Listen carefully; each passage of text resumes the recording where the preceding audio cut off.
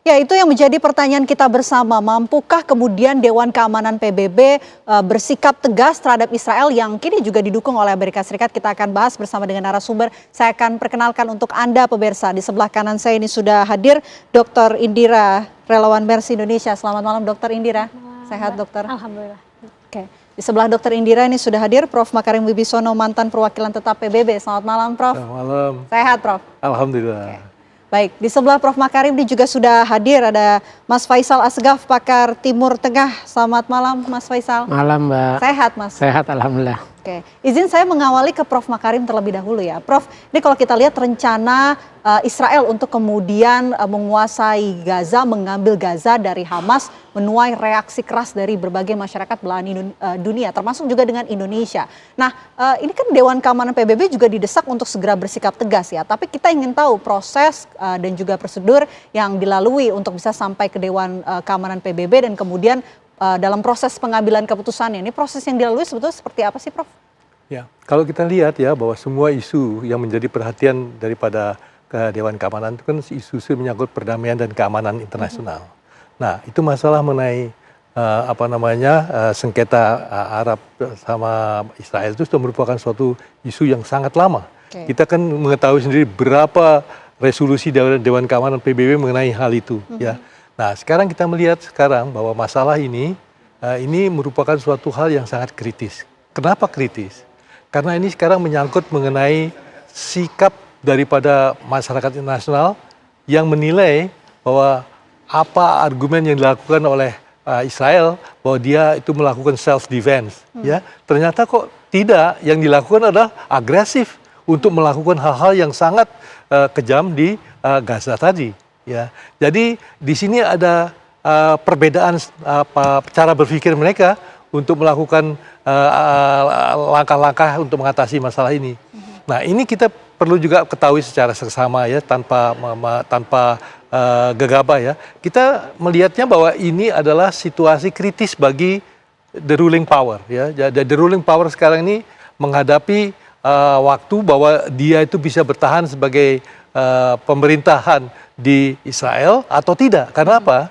Karena sekarang reaksi dari masyarakat di Israel sendiri mengenai langkah-langkah yang dilakukan oleh pemerintah Netanyahu ini sudah mengundang reaksi-reaksi yang keras. Ya. Misalnya Yair Lapid itu secara keras itu mengkritik langkah-langkah yang dilakukan oleh Netanyahu tadi. Oleh karena itu bisa diperkirakan bahwa ini sudah mencapai tahap-tahap yang kritis. Apakah ini jadi yaitu two state solution atau ini merupakan angan-angan. Itu. Ini sekarang mencapai proses-proses yang sangat kritis. Oke, tapi kan kita berharap two state solution ini bisa terwujud ya. Saya mau ke Mas Faisal kalau begitu. Mas Faisal, kalau melihat situasinya saat ini dengan apa yang kemudian dikeluarkan statement oleh Israel, tentunya ada 5 prinsip yang akan kemudian dijalankan oleh Israel. Ini seperti apa kondisinya? Saya kira ini makin membuktikan bahwa dunia tidak berdaya menghadapi Israel. Terbukti sudah 22 bulan perang Gaza, tidak ada yang bisa menghentikan. Terus juga semuanya sudah dikalkulasi oleh pemerintah Netanyahu bahwa ya negara-negara Arab, Muslim maupun negara lain yang pro Palestina itu hanya bisa mengecam, hanya bisa berkumpul melalui sidang darurat di berbagai organisasi regional maupun multilateral termasuk PBB, dan isinya cuma hanya kecaman.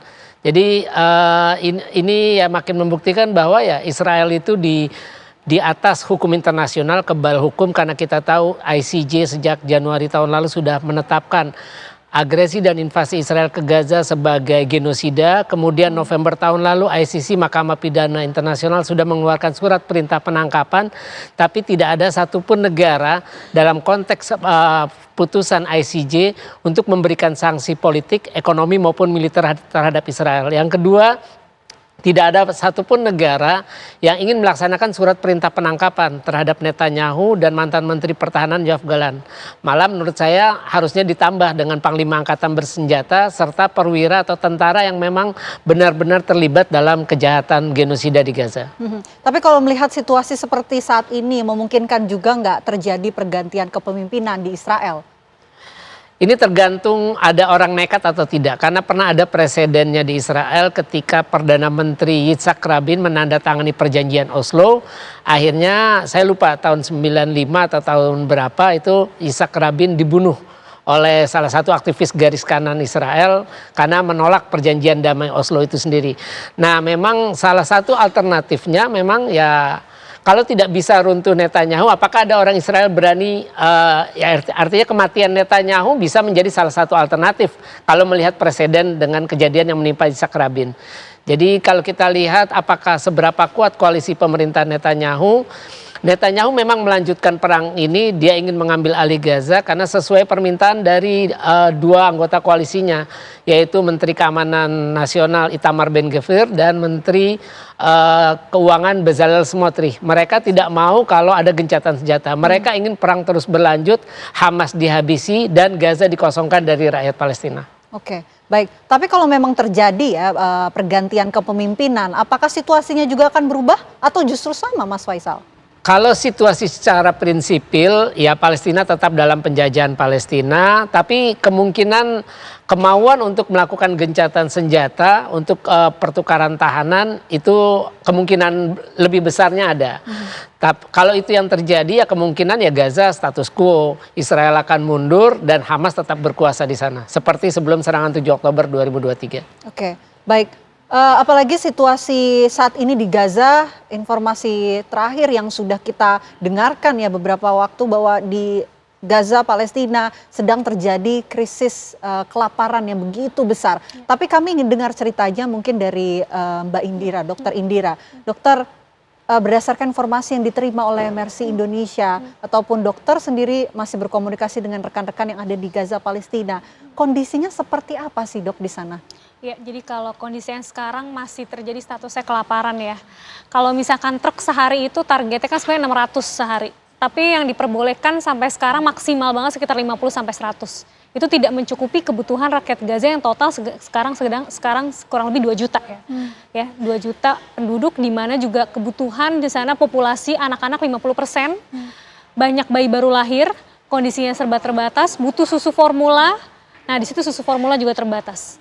Belum lagi medical supply dari hanya 50 sampai 100 truk itu medical supply hanya sekitar 50 saja. 4 truk kalau nggak salah 4 truk. 4 truk medical supply. Jadi kebutuhan sampai sekarang masih terbatas ya. Kalau sehari itu kebutuhannya kalau di total sebenarnya hanya 600 truk ya. Kebutuhan itu 600 truk tapi karena itu lagi ya oleh penjajah dibatasin hanya sekitar 50 sampai 100. Kayak gitu. Dengan medical supply yang hanya 4 gitu. 4 truk yang isinya mungkin terbatas. Karena kita tahu ya teman-teman saya sampai sekarang masih suka cerita ke saya. Indira, saya baru saja melakukan operasi tanpa pembiusan. Indira, saya baru saja melahirkan tanpa pembiusan dan sebagainya. Jadi udah biasa mendengar rakyat Gaza itu dilakukan operasi atau persalinan dalam kondisi mereka berteriak-teriak saking kesakitannya. Karena alat medis dan alat bius, obat bius di sana terbatas sampai detik ini gitu. Dan obat-obatan juga di sana banyak yang udah expired. Banyak yang udah expired, banyak yang udah tidak layak pakai, alat-alat juga sama. Bahkan teman saya berkata, bahkan kami untuk mensterilisasi skalpel aja, skalpel tuh kayak pisau untuk melakukan operasi mbak, itu kami tidak bisa gitu. Bahkan sampai waktu saya masih di sana, kurang lebih Januari sampai Maret ya, itu benar-benar sterilisasi itu tidak layak gitu. Kita hanya menggunakan air keran, lalu kita rendam pakai betadine, itu nggak layak sekali untuk sterilisasi. Nah apalagi kondisinya sekarang, di mana blokade dan penutupan border masih terus berjalan ya mbak. Jadi kondisinya sampai sekarang masih seperti itu. Oke, saya tidak bisa membayangkan itu kondisi yang dialami oleh Dokter Indira ketika bulan Januari sampai dengan Maret. Ini sekarang sudah Agustus, kondisinya pun tidak berubah sejak Dokter Indira kemudian kembali ke Jakarta. Tidak ada bantuan yang secara mudah bisa masuk dan juga mendapatkan akses di Gaza, Palestina. Betul. Tidak bisa saya bayangkan kondisinya saat ini seperti apa dokter? Ya, jadi memang kondisinya seperti itu ya. Dan memang kemarin saya baru dapat informasi truk itu mulai masuknya udah mulai naik, mungkin sebelumnya hanya puluhan, sekarang bisa 50 sampai 100 ya. Tapi tidak mencukupi gitu. Tidak sesuai targetnya, harusnya 600 truk sehari, tapi ini hanya sekitar 50 sampai 100 truk untuk memenuhi kebutuhan seluruh rakyat yang Gaza yang 2 juta itu. Jadi sampai sekarang masih terus terjadi nih. Bahkan kemarin teman saya baru ngirim foto gitu ke saya, ini Indira saya sekarang seperti ini. Saking kurusnya, di sana juga dokter-dokter banyak sekali, teman-teman saya cerita, saya baru saja hampir pingsan ketika saya melakukan operasi ke salah satu warga. Saya hampir pingsan karena saya udah gak makan selama 3 hari. Mungkin yang sebelumnya saya ceritakan juga, salah satu dokter teman saya juga, dia harus membagi 1 roti untuk 7 orang keluarganya, 1 roti untuk sehari untuk 7 orang keluarganya. Jadi sekarang di Gaza itu kondisinya nggak ada itu orang yang ibaratnya nggak makin kurus ya, semua tambah kurus. Kayak gitu, baik yang dewasa apalagi anak-anak, yang kita tahu kalau misalkan ada terjadi kelaparan, anak-anak tuh paling kelihatan ya, dan paling makan korban gitu ya. Kalau kita lihat kan banyak sekali, tidak hanya kelaparan, tapi juga mungkin banyak lihat di berita ya, ketika diberikan bantuan ditembak-tembakin. Ya kan? Itu sebenarnya bukan bantuan ya, lebih kejebakan ya. Lebih kejebakan. Kalkulasi sebelumnya itu kurang lebih 100 sampai 150 orang bisa sehari meninggal, sehari syahid karena dia sedang mengantri bantuan atau menunggu bantuan airdrop dari langit itu jatuh ke bawah. Sekarang udah mulai turun sekitar 25 sampai 50, tapi tetap masih ada. Masih terjadi gitu. Jadi mereka seperti ya mau tidak mau mereka berjuang untuk mendapatkan bantuan gitu. Tapi di satu sisi mereka harus mempertaruhkan nyawa mereka. Harus mempertaruhkan nyawa dengan kondisi sulit seperti saat ini. Gimana dokter untuk bisa tetap bertahan setiap harinya? Nah itu mereka dengan kondisi yang serba terbatas ya. Makanya kalau misalkan dengar cerita teman-teman saya yang periode lalu ya, sebelum adanya gencatan senjata di bulan Januari itu, mereka pernah bercerita sama saya itu. Bahkan ya kami udah tahu rasanya makan rumput itu seperti apa. Udah tahu rasanya makan rumput di Gaza itu seperti apa. Mungkin sekarang kita banyak baca berita juga, banyak orang-orang yang makan sampai ibaratnya kayak makanan burung ya. Makanan burung diolah sama mereka, sampai akhirnya bisa jadi makanan yang layak, yang sebenarnya tidak layak gitu. Tapi layak untuk mereka daripada mereka kelaparan kayak gitu. Kondisi seperti itu. Di satu sisi kalau misalnya ada pertanyaan, sebenarnya ada bahan pokok nggak sih dok masuk ke sana? Ada. Jahatnya Israel itu mereka nutup bantuan, tapi bisnis tetap mereka jalanin. Gitu. Jadi mereka berusaha untuk tetap masukin jalur bisnis itu tetap ada, tapi dengan harga yang sangat-sangat mahal. Yang tidak bisa kemudian dibayar oleh warga Palestina. Nggak bisa dibeli, karena rakyat Gaza satu, tidak punya pekerjaan, kedua, tidak punya gaji, ketiga, perputaran uang juga tidak ada. Kita tahu bank-bank udah nggak ada di Gaza. Lalu ketika kita, nih tim medis masuk pun uang juga dibatasin, hanya terbatas. Jadi memang perputaran uang di dalam juga minimal. Dari mana rakyat Gaza bisa beli barang-barang atau makanan semahal itu? Kayak gitu. Miris sekali kalau kita lihat kondisi di Gaza Palestina seperti yang diceritakan Dokter Indira, tapi tentu kondisinya akan lebih parah ketika mengalaminya secara langsung. Nah, ini kita perlu solusi ya untuk kemudian mendukung warga Palestina mendapatkan kondisi yang lebih layak, kondisi yang bebas tentunya. Prof. Makarim, kalau kita melihat dunia sudah mulai meminta kepada Dewan Keamanan PBB untuk kemudian bertindak tegas kepada Israel. Tapi di belakang Israel ini ada Amerika Serikat. Dan kemudian kalau kita lihat Amerika Serikat ini memiliki salah satu negara yang memiliki hak veto. Bagaimana kemudian PBB bisa bersikap tegas di depan Amerika Serikat yang memiliki kekuatan seperti itu? Kita akan bahas usai jeda. Prof. Makarim, apa kabar Indonesia Malam akan kembali untuk Anda sesaat lagi. Anda kembali menyaksikan Apa Kabar Indonesia Malam. Kita lanjutkan diskusi kita pemirsa. Prof. Makarim, ini kalau kita lihat di belakang Israel ini ada Amerika Serikat, salah satu negara yang memiliki hak veto, anggota tetap yang memiliki hak veto. Bagaimana kemudian PBB bisa bersikap tegas terhadap Israel dengan kondisi seperti itu? Seperti diketahui memang sejak tahun 1945 ya, bahwa aturan main di Dewan Keamanan PBB itu kan bahwa itu keputusan itu harus bisa diterima oleh 9 negara. Ya, di antara 9 itu 5 negara itu adalah anggota tetap ya. Jadi seperti diketahui walaupun A1 negara itu anggota tetap itu tidak setuju, yang lain itu tidak bisa berbuat apa-apa ya. Nah, seperti diketahui kasus seperti ini pernah juga terjadi pada waktu kasus apartheid dengan Afrika Selatan dulu ya. Seperti diketahui itu rezim apartheid itu kan yang pro Amerika waktu bipolar system kan. Di negara-negara Afrika itu banyak kan yang pro kiri ya. Nah, ini Afrika Selatan itu ada pro Amerika ya. Maka tadinya Amerika Serikat itu pro sama apartheid yang ada di Afrika Selatan. Tetapi karena rakyat Amerika Serikat sadar sekali bahwa apartheid itu sangat tidak manusiawi, ya sangat membedakan antara orang hitam sama orang putih, dan kemudian berita-berita mengenai kekejaman rezim apartheid di Afrika Selatan diketahui oleh masyarakat Amerika Serikat secara luas, maka timbul apa yang namanya reaksi dari masyarakat Amerika Serikat terhadap posisi Amerika Serikat sendiri. Nah, seperti diketahui Mbak ya, kan sekarang ini generasi muda Amerika Serikat, terutama di student-student di universitas-universitas yang besar, itu sudah pada umumnya sudah bereaksi terhadap apa yang dilakukan oleh Israel ya di Gaza tadi ya. Nah, oleh karena itu kalau gerakan-gerakan ini sampai semakin besar ya, ini akan bisa membuat suatu keadaan pergeseran posisi yang dilakukan oleh pemerintah. Karena pemerintah itu kan sangat bergantung pada apa yang dikehendaki oleh masyarakatnya. Ya. Tapi jangan lupa ya, bahwa yang namanya lobby Yahudi di Amerika Serikat itu kan luar biasa kuasa. Baik di perbankan, di media massa, maupun di pendidikan itu luar biasa ya. Oleh karena itu, sekarang sendiri di Amerika Serikat itu ada usaha-usaha untuk menekan gerakan-gerakan muda ini ke pojok sekali ya. Sehingga mereka mulai mendapat perasaan bahwa pemerintahnya itu membatasi gerakan-gerakan pemuda ini yang pro terhadap apa yang dilakukan oleh rakyat Palestina di Palestina tadi. Nah, kalau kita lihat maka gerakan itu sekarang muncul tidak hanya di Amerika tapi di Eropa. Ya, di Eropa sekarang sudah mulai Australia sudah menyatakan bahwa dia akan mendukung negara Palestina segala macam. Jadi ini semua diharapkan akan membuka mata hati daripada ya anggota-anggota Kongres ya, bahwa memberi tekanan diplomatik juga ya, Prof? Diplomatik ya. Karena tanpa ada tekanan diplomatik di dalam Amerika Serikat sendiri, itu konstitusi ataupun charter dari Perserikatan Bangsa tidak memungkinkan ada keputusan dari Dewan Keamanan PBB.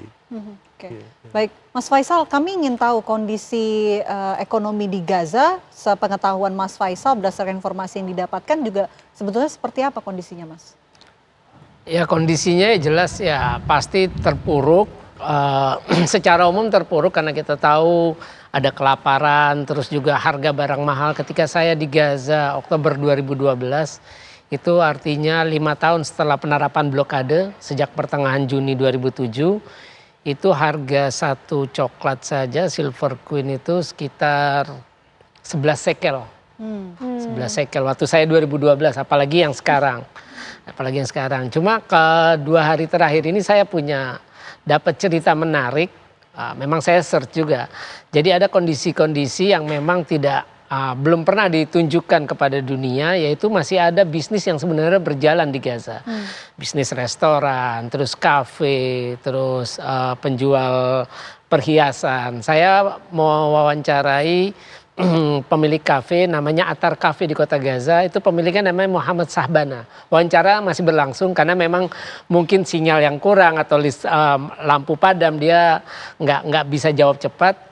Itu dia bilang perbankan tutup, jadi sekarang orang itu harus berbelanja. Dia itu udah 3 bulan rugi $5.000 bisnisnya, dan dia cuma tiap hari itu hanya kedatangan 7 pengunjung, 7 customer. Nah, pertanyaan saya yang belum dijawab sama dia adalah, berarti yang datang ini orang punya duit dong, masih bisa belanja di kafe di saat mayoritas warga Gaza perang ini mereka kelaparan. Nah, itu yang belum dijawab sampai sekarang. Cuma yang menarik itu tadi, kalau mau belanja harus pakai uang tunai tapi komisinya 50%. Jadi kalau keluar kita kasih $100 mau tukar uang tunai itu ya kita dapatnya hanya $50. Nah, ada satu penjual perhiasan di kota Gaza juga namanya Abu Mu'az Jewelry. Itu dia nggak mau menjawab setelah saya ngaku saya wartawan. Tadinya awalnya dia welcome, kan pakai bahasa Arab wawancaranya. Apa yang bisa kami bantu? Tadinya saya mau ngaku bahwa saya butuh perhiasan untuk hari pernikahan. Cuma saya akhirnya mengaku sebagai wartawan, habis itu nggak ada tanggapan. Artinya ada 2 sisi yang memang bertolak belakang. Sebagian besar rakyat Gaza kelaparan, kesusahan, menderita, tapi ternyata bisnis juga tetap berlangsung. Artinya bisnis ini bisa berlangsung karena ada izin Israel. Nggak mungkin mereka bisa menjalankan bisnis tanpa ada izin dari Israel itu. Jadi artinya akses untuk bisnis itu tetap berjalan sampai saat ini? Tetap berjalan. Tapi tentu harganya beda karena ya itu tadi mereka juga pasti membeli dengan harga yang jauh lebih mahal. Makanya jualnya pun ya tentu saja kepada orang-orang yang masih mampu. Seperti itu. Di tengah distribusi makanan yang sulit sekali untuk masuk ke daerah Gaza, tapi bisnis tetap berjalan. Nah, ini justru tanda tanya ya Mas Faisal. Ya ini juga jadi pertanyaan, ketika pasukan Israel yang stay di Gaza bisa tetap dapat makan lewat jalur darat, bukan jalur udara ya, bagi rakyat Palestina yang menurut saya penghinaan. Ketika ya maaf seperti binatang dilempari makanan mereka berebut lari ya buat saya ya menjatuhkan bantuan kemanusiaan lewat pesawat itu sebuah penghinaan bagi kemanusiaan. Orang kelaparan berlari mengejar sesuatu yang jatuh dari atas seperti orang melempar makanan ya semua berebut itu kan buat saya penghinaan bagi kemanusiaan. Selain itu juga yang ini juga menjadi pertanyaan kenapa bisnis diizinkan terus juga pasukan yang Badan Kemanusiaan Gaza Humanitarian Foundation itu juga masih bisa makan. Berarti kan ada pasokan lewat darat itu. Harusnya ya pasokan itu juga bisa diterima oleh warga Palestina yang memang sangat membutuhkan. Mayoritas warga Palestina memang sangat membutuhkan itu. Oke. Mbak Indira, kalau dari pengalaman Mbak Indira tentunya ketika Mbak Indira, relawan Mercy ataupun relawan-relawan lainnya berusaha untuk mendapatkan makanan, itu bagaimana kondisinya pada saat itu? Ya kalau makanan jelas harganya tadi yang sudah disebutin ya Mbak sama Mas Faisal, harganya mahal banget. Waktu zaman saya di sana itu sampai tomat itu 1 kilo tuh hampir 400.000 rupiah kalau dirupiahin ya. Mercy juga baru saja membagikan bantuan 1.000 bahan pokok ke pegawai-pegawai Rumah Sakit Indonesia yang hampir 6 bulan ya, 6 bulan lebih udah tidak digaji, tidak mendapatkan gaji, tapi mereka masih bekerja di rumah sakit yang ada di Gaza. Itu Masya Allahnya orang-orang Gaza tuh ya, di tengah mereka kelaparan, gak dapat uang, tapi masih bantuin warga-warga di sana gitu. Dan disitulah kita tergerak untuk amanahnya Dr. Marwan juga. Dr. Marwan selalu bilang ke kita, kalau saya nggak ada, tolong pegawai RSI dibantu. Mercy tolong bantu pegawai-pegawai Rumah Sakit Indonesia yang kesulitan. Itu amanah beliau yang akhirnya kemarin kita tunaikan. Jadi dengan kondisi keterbatasan dan harga yang sangat mahal, tadi benar yang disampaikan Mas Faisal, jalur bisnis masih dibuka, kita mencoba membagikan 1.000 bahan pokok ya, 1.000 paket bahan pokok ke pegawai-pegawai RSI yang mungkin sudah berhari-hari mereka tidak makan padahal mereka masih bekerja di rumah sakit. Satu paketnya itu hanya berisi 3 kilogram beras atau tepung saya agak lupa, dan lentil, kacang lentil yang biasa dipakai untuk sup. Itu satu paketnya hampir 2 juta. Oh, 2 juta Mbak? Ya, itulah makanya kita tetap ibaratnya kayak mencoba untuk memberikan bantuan di tengah kondisi seperti ini. Makanya kami Mercy bersyukur sekali karena sampai sekarang masih banyak warga Indonesia yang mempercayakan kepada kami gitu ya, memberikan donasi. Karena memang kami berusaha untuk menyampaikan amanah itu secara benar gitu loh, walaupun harganya sangat mahal. Sampai presidium saya, Dr. Habib pernah ngomong ke saya waktu kami masih di sana, berapapun harganya ketika rakyat Gaza kita butuhkan, kita harus beli. Berapapun harga yang harus dibayar, berapapun rupiah yang harus kita keluarkan. Karena ketika mereka tidak bisa beli, di saat itulah mereka benar-benar membutuhkan. Nah di titik benar-benar sekarang mereka kelaparan, disitulah Mercy berupaya untuk ayo kita beli.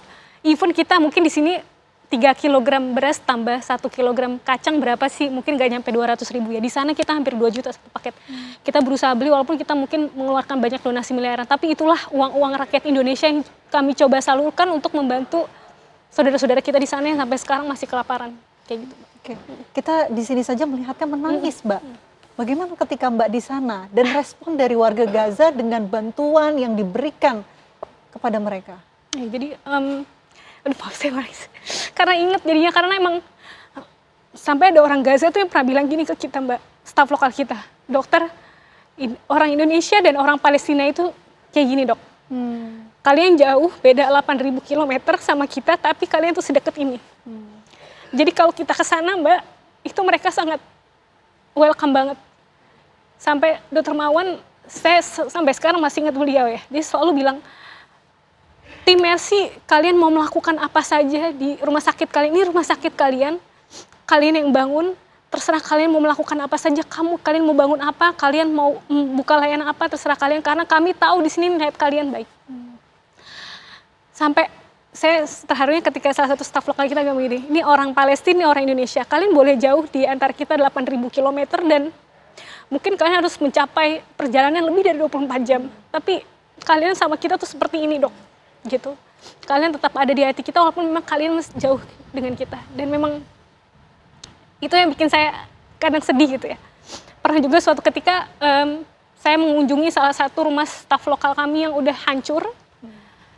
Di situ saya sedih melihat ketika salah satu saudara kita, dia hanya bengong ngelihat rumahnya yang udah hancur. Saya pun ikut menangis melihat dia, melihat rumahnya sudah hancur, dia hanya bengong aja ngelihat rumah saya kok udah jadi gini. Saya menangis di situ dan salah satu tetangganya nyamperin saya, nepok pundak saya, pakai bahasa Arab, dan dia ngomong, kamu jangan menangis, kamu nggak boleh menangis. Kami di sini, anak saya syahid 2 orang. Kami di sini masih bertahan untuk mewakafkan diri kami, menjaga tanah air kami. Kamu nggak boleh nangis. Kamu nggak boleh nangis, kamu harus kuat, kamu harus doain kita. Kami sudah mewakafkan diri kami untuk menjaga tanah air kami. Di situ saya langsung, hebat ya mereka, di kondisi seperti ini mereka masih bilang ke saya jangan nangis. Padahal dia ngomong itu rumah saya hancur, anak saya syahid 2. Tapi mereka kondisi seperti itu, dan gimana ya, Mbak? Dan itu yang menjadi jawaban saya kenapa sampai sekarang orang-orang Gaza tuh masih bertahan gitu. Gitu. Karena emang mereka orang-orang yang kuat, dan sepertinya mereka tuh udah berpegang teguh, dan mereka yakin bahwasanya adalah mereka orang-orang terpilih yang mencoba untuk, yang berusaha dipilih, ibaratnya kayak orang-orang terpilih diberikan ujian oleh Allah untuk menjaga tanah air mereka sendiri. Kayak Dokter, seperti inikah kondisinya? Ini kita coba tayangkan juga di layar kaca. Kita tidak bisa membayangkan kondisinya di sana. Kita hanya mendengar cerita dari Dokter Indira dan tentunya mendapatkan kabar dari relawan-relawan. Kondisinya seperti ini, Dok. Iya. Itu kayak di rumah sakit Rantisi deh, yang tadi anak kecil itu, rumah sakit khusus anak di Gaza Seperti City ini, Dok. ya. Seperti yang Iya. kita lihat nih. Ini kayak di Rantisi deh. Saya agak lupa ya, cuma kok kayak sekilas mirip IGD-nya rumah sakit Rantisi. Lihat Ya. kondisinya, Dok. Anak-anak di sana Iya, kurang sulit untuk gizi. mendapatkan nutrisi. Ya, karena kita tahu ya kalau ada Kasihan kelaparan ya, tuh Pak. pasti anak-anak duluan yang Kasihan. paling kelihatan ya, Mbak. Kelihatan kan itunya, Iya. perutnya Iya. buka. Dan saya salut sama teman-teman sejawat saya di sana tuh, mereka udah nggak dapet gaji, nggak bisa makan, tapi mereka masih kerja 24 jam di rumah sakit. Itu saya nggak habis pikir sih dengan mereka gitu ya. Sampai ketika ada salah satu teman saya yang syahid gitu ya, teman saya yang lain ngomong, saya belajar dari Dokter Ahmad Indira, kita nggak tahu kapan kita dipanggil oleh Allah. Saya berharap saya syahid, jadi kapanpun saya dipanggil, saya siap. Jadi saya berusaha untuk 24 jam saya membantu warga Gaza, walaupun saya dalam kondisi kelaparan di rumah sakit. Tapi saya yakin ketika kapanpun itu saya syahid, saya siap karena saya dalam kondisi yang terbaik. Kayak gitu. Jadi sekarang mereka kondisi kayak gitu, nggak dapet gaji, nggak dapet uang, nggak ada makanan, tapi masih bekerja di rumah sakit itu. Masya Allah, ini apresiasi khusus untuk rekan-rekan saya, saudara-saudara saya di sana, tenaga medis yang masih bertahan di sana ya, gitu. Dan tidak mencoba bahkan untuk keluar gitu, Mbak. Mencoba untuk keluar, tapi masih bertahan, dan dalam hati mereka kayak, kalau bukan saya yang membantu orang-orang saya, siapa lagi? Gitu. Jadi mereka masih bertahan sampai sekarang. Kayak gitu. Teriris ya hati saya mendengar cerita dari Dokter Indira. Tentunya ini baru cerita bagaimana pengalaman langsung di lokasi, di sana kondisinya tentunya akan jauh lebih sulit dari apa yang diceritakan. Kita ingin segera ada langkah konkret untuk bisa membawa warga Gaza mendapatkan keinginannya, kemerdekaannya, tentunya kebebasan dari penjajahan Israel. Dan kita ingin bahas lagi usai jeda, apa kabar Indonesia Malam akan kembali untuk Anda sesaat lagi. Anda kembali menyaksikan Apa Kabar Indonesia Malam. Prof. Makarim, ini kan dalam perundingan muncul wacana solusi 2 negara. Tapi apa sih yang membuat Israel ini tidak mau mengikuti two-state solution ataupun solusi 2 negara? Sebelum saya menjawab itu ya Mbak ya, saya pertama kali melihat ya bahwa Israel ini bertindak di luar norma-norma internasional ya. Karena apa? Di norma-norma internasional itu membagi mana yang kompeten, mana yang non-kompeten. Ya, nah kalau yang kompeten itu mau dibikin apapun juga itu namanya boleh dilakukan. Tapi kalau non-kompeten, bukan prajurit, bukan pejuang senjata, itu harus dihindarkan dengan tindakan-tindakan kekerasan. Seperti diketahui ya, usaha-usaha untuk memberi bantuan pangan, obat-obatan, ya, dan juga humanitarian good lainnya, itu banyak sekali Mbak yang datang di sana. Ada lewat Aman maupun lewat di Rafah dan lain sebagainya. Tapi semua tertahan, ya tertahan. Ya, nah itu sebenarnya bisa diketahui bahwa itu buat orang-orang non-combatant, bukan orang-orang perang, tapi untuk orang-orang yang membutuhkan itu. Tapi ini dilakukan oleh Israel ya. Nah ini kita menunjukkan bahwa Israel ini saat ini sudah mulai kepada pencarian identitas mengenai apa daya argumen untuk bertahan melakukan tindakan-tindakan ini. Karena tadinya dia mengatakan bahwa saya ini adalah membela diri dari Hamas. Karena saya dibom-bomin terus. Sekarang Hamas tidak melakukan apa-apa, tapi kan dia melakukan hal-hal yang di luar tindakan yang wajar ya di Gaza itu. Nah sekarang tadi ada pertanyaan, kenapa kok dia tidak mau two state solution? Dia itu ingin tadinya di dalam kelompok politik dalam negeri Israel itu ada tiga kelompok. Yang satu menginginkan ya bahwa two state solution seperti yang kita yang mau yang lain. Ada yang satu mau one state solution, ya one state solution tetap warga negara Israel, tetapi orang-orang Palestina ikut jadi warga negaranya gitu. Jadi dan ada yang mencoba membuat wilayah di mana Yerusalem itu menjadi suatu kekuasaan internasional, di mana Islam bisa ke sana, Kristen bisa ke sana, ya. Jadi seperti apa yang dilakukan pada tahun 46 itu, resolusi Majelis Umum PBB tahun 46 itu. Nah, kalau sekarang ini kelihatannya bahwa sekarang ini langkah-langkah yang dilakukan oleh pemerintahan Netanyahu sejak tahun konfrontasi dimulai itu menimbulkan rasa antipati yang luar biasa, terutama setelah ada kehancuran di Tel Aviv maupun di tempat lain akibat serangan balik dari Iran, ya, maupun juga korban-korban yang dialami oleh mereka. Jadi timbul rasa bahwa apa yang dilakukan oleh pemerintah Netanyahu itu tidak mendapatkan sesuatu yang lebih baik daripada sebelumnya. Ya, justru membuat mereka korban-korban itu berdatangan di sana. Nah, oleh karena itu sekarang caranya untuk bisa bertahan sebagai penguasa, sebagai Perdana Menteri, sebagai pemimpin di Israel itu, dia harus bisa mengikat semua gerakan-gerakan kanan itu untuk bisa mendorong Netanyahu. Nah, satu-satunya itulah mencari jalan-jalan kekerasan yang menunjukkan bagaimana kekuatan daripada Israel dibandingkan dengan Hamas dan lain sebagainya itu. Ini adalah cara untuk mencoba dia bertahan dari serangan-serangan yang ingin menjatuhkan mereka itu. Ya. Baik, saya mau ke Mas Faisal. Mas Faisal, ini kan di Gaza sendiri ada faksi-faksi yang juga dukung Israel. Tujuannya itu untuk apa sih? Dukung berarti itu seperti gengnya Yasir Abu Sabab ya, yang merampok bantuan kemanusiaan.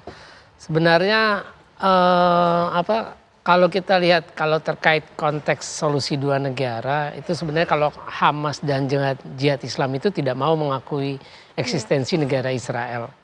Itu sampai kapanpun. Karena terakhir ketika ada deklarasi New York, itu Indonesia termasuk, saya sangat menyayangkan itu, bahwa meminta Hamas menyerah, melucuti senjata, itu artinya mengikuti kemauan Israel. Karena Israel dari awal perang itu memang ingin Hamas menyerah, melucuti senjata.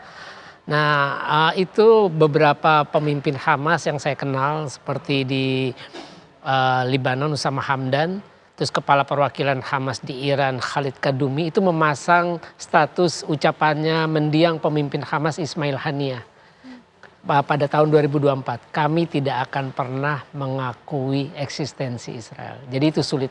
Jadi memang sulit di situ. Nah, memang ada kelompok-kelompok informan itu banyak di Israel. Jadi pengalaman saya 2012 itu satu informan bisa digaji $1.000. Makanya selama perang Gaza ada beberapa informan yang itu. Pengalaman saya pribadi ketika saya mau ke rumah salah satu pendiri Hamas, itu Mahmud Zahar, rumahnya di Tal Al-Hawa. Itu sopir taksi yang saya naikin, itu pun dia nggak tahu di mana rumah itu. Jadi saya harus komunikasi langsung dengan Mahmud Zahar. Mahmud Zahar yang memandu sopir taksinya, tapi tidak langsung ke titik rumahnya. Ada titik di tengah jalan, saya harus turun. Nah, disitulah saya baru melanjutkan perjalanan sendiri. Jadi memang banyak informan ya, karena hidup susah kan. Banyak orang yang mau demi uang $1.000. Bahkan ada kasus di dalam Hamas sendiri. Itu 2 anak pendiri Hamas di tepi barat, Syekh Hasan Yusuf, namanya Mus'ab Hasan Yusuf, itu menjadi mata-matanya Israel selama 10 tahun. Jadi dia memang tadinya dikaderisasi oleh ayahnya Syekh Hasan Yusuf yang udah bolak-balik di penjara Israel. Dia salah satu pendiri Hamas untuk di tepi barat. Itu namanya Mus'ab. Ya dia ikut rapat, tapi setiap habis rapat dia kasih tahu hasil rapat. Makanya banyak operasi-operasi Hamas di tepi barat waktu itu yang kalau nggak salah dia sekitar awal 90-an lah, saya lupa. Saya ada bukunya, dia menulis buku Son son of Hamas. Bagaimana cerita dia menjadi informan Hamas, dia adalah anak dari pemimpin Hamas di tepi barat.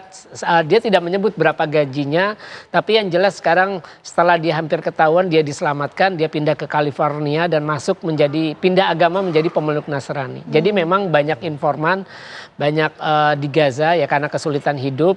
Ya, tidak semuanya orang pro dengan perjuangan, tidak semua orang tahan dengan penderitaan hidup ya, yang ingin jalan cepat, ya yang ingin cepat gampang hidupnya, nyaman, ya mau nggak mau mereka harus jadi informan buat Israel. Itulah faksi-faksi yang mendukung Israel itu ya. Iya, itu biasanya lebih informan, kecuali milisi gang Yasser Abu Shabab tadi yang di Rafah itu yang merampok truk-truk bantuan kemanusiaan. Oke.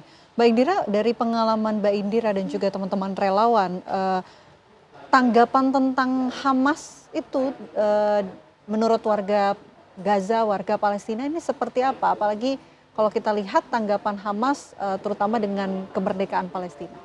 Ya, jadi kalau Hamas di Gaza ya, sependek pengetahuan saya dan sepengalaman saya di sana, memang itu sebenarnya partai yang diakui oleh warga Palestina sebenarnya, warga Gaza khususnya. Dan berapa kali saya lihat benderanya itu terpasang di beberapa titik di Gaza, itu ada bendera terpasang. Dan kalau ditanya, saya berkali-kali ditanya, ketemu nggak sama Hamas, ketemu nggak terowongannya? Saya bilang, saya nggak tahu. Karena saya fokus juga medis ya, kita fokus menolong warga Gaza yang menjadi korban perang. Jadi kalau ditanya kayak gitu, kita nggak paham tuh di mana Hamas, di mana terowongan segala macam gitu. Tapi yang pasti waktu sempet ya kita difitnah ya, RSI itu difitnah jadi markas. Yang sampai sekarang nggak terbukti. Ya. Dibilang lagi ada terowongan. Yang sampai sekarang pun saya juga ya Mbak. Betul, itu yang menjadikan Israel sebagai alasan ya. Israel menjadikan itu sebuah alasan untuk menyerang rumah sakit Indonesia. Tapi kita ke sana, saya sampai ke basement ya, sampai saya ke bawah-bawahnya. Saya melihat sendiri apa yang mereka lakukan di rumah sakit kita yang kita bangun dari recehan-recehan kita. Itu rasanya kita kesel banget sih. Mana yang kalian bilang itu terowongan tuh mana gitu. Mana yang kalian bilang markas tuh mana. Nggak ada kayak gitu. Nggak ada sama sekali di sana. Gitu. Kalau misalkan gimana tanggapan warga Gaza terhadap Hamas ya, ada pro kontra di sana. Tetap ada yang pro, tetap ada yang kontra. Walaupun kita tahu kebanyakan warga sana pro Hamas memang gitu. Hamas kuat di sana, Hamas kuat di Gaza sepengetahuan saya. Dan banyak yang pro, walaupun saya berapa kali wawancara warga, ada juga yang menyayangkan serangan Hamas segala macam. Tapi kalau ditanya kebanyakan di sana orang-orang memang pro terhadap Hamas kayak gitu. Terbukti dari benderanya banyak dipajang di mana-mana. Ya logonya itu ada di mana-mana, di grafiti di beberapa dinding-dinding rumah, gedung segala macam tuh banyak. Kayak gitu sih. Tapi ya sekali lagi saya juga ingin menekankan dan menjelaskan juga fitnahan yang terjadi gitu ya untuk rumah sakit kita ya Mbak Es. Kita waktu itu kesel banget difitnah macem-macem gitu sama Israel, jadi markas, jadi terowongan yang sampai sekarang tuh nggak terbukti gitu loh.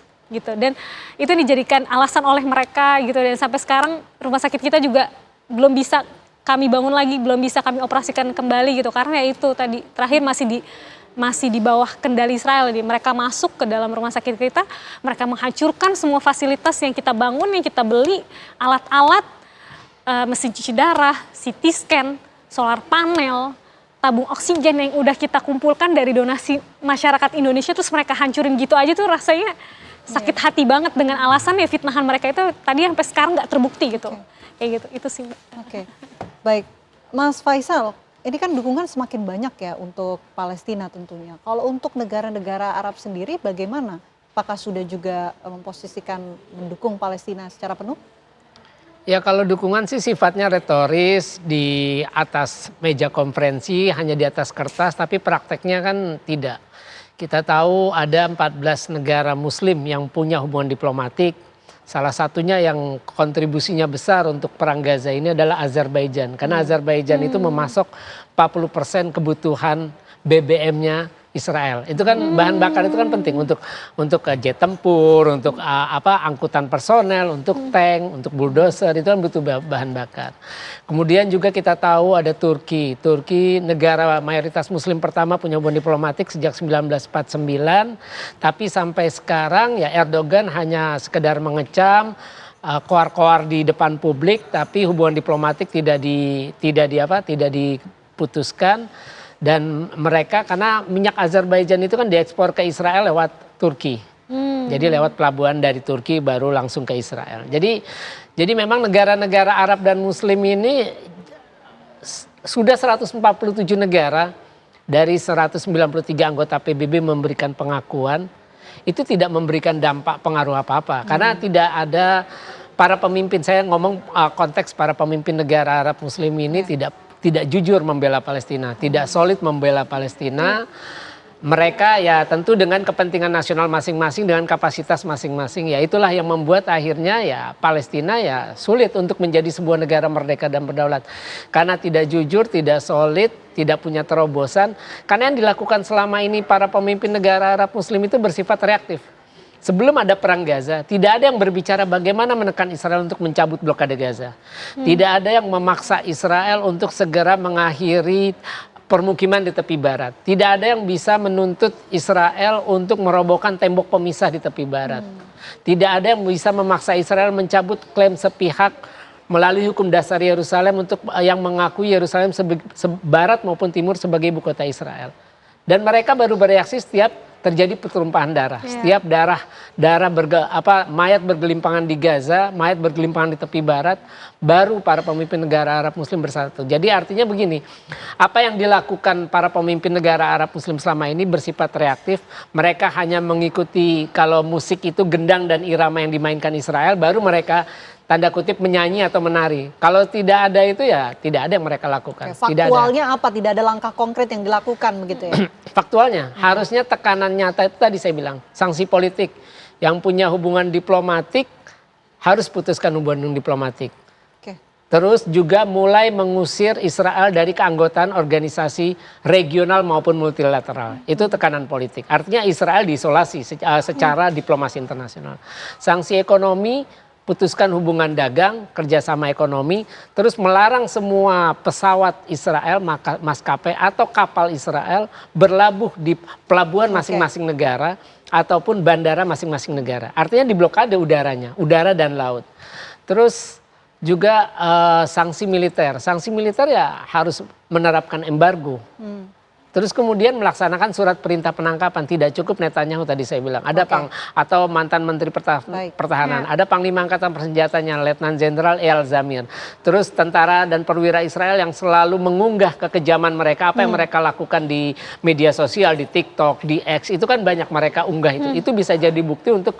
Jadi jangan lagi dilihat apakah negara itu menandatangani Statuta Roma untuk ICC. Tapi ini kan ada prinsip HAM universal yang diadopsi oleh PBB. Harusnya itu yang menjadi dasar ketika HAM yang diakui universal dilanggar, diinjak-injak selama ini oleh Israel.